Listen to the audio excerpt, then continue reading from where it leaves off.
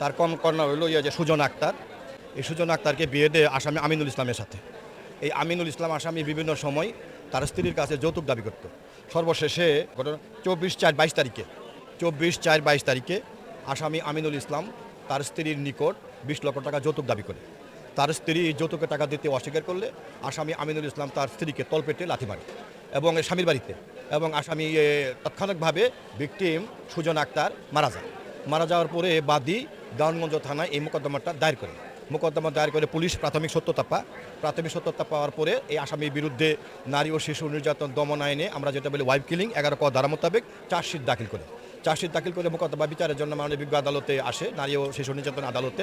মাননীয় বিজ্ঞ আদালত এই মোকদ্দমায় 13 জন সাক্ষী রাষ্ট্রপক্ষ গ্রহণ করে ম্যাজিস্ট্রেট সাক্ষী প্রমাণে মোকদ্দমাটা আসামির বিরুদ্ধে রাষ্ট্রপক্ষ প্রমাণ করতে সমর্থ হয়। আজকে বিজ্ঞ আদালত এই আসামিকে মৃত্যুদণ্ডের আদেশ প্রদান করছেন নারী ও শিশু দমন আইনের 11